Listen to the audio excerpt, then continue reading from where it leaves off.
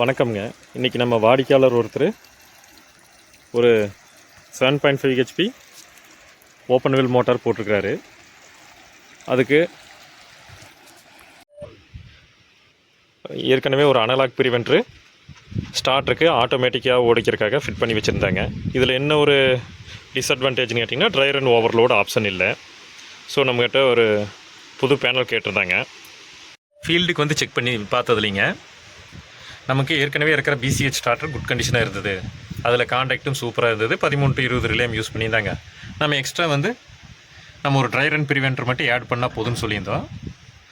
So customer happy ஆகிட்டு preventer மட்டும் set பண்ணி தர சொன்னாங்க. நம்ம செட் பண்ணி கொடுத்துட்டோங்க. மோட்டார் சக்ஸஸ்ஃபுல்லாக ரன் ஆகிட்டு இருக்குதுங்க. நம்ம try run overload amp set பண்ணி கொடுத்ததுனால கரெக்டாக ட்ரை ரன்னால ஆஃப் ஆகிடுதுங்க. ஏதாவது வோல்டேஜ் பிரச்சனைனாலும் ஆஃப் ஆகிடுதுங்க. இதே மாதிரி அக்ரி ஓரியன்ட்டாக எந்த ஒரு ஃபீல்டு சர்வீஸ் வேணாலும் எங்களோட நம்பரை காண்டாக்ட் பண்ணுங்கள். நன்றிங்க.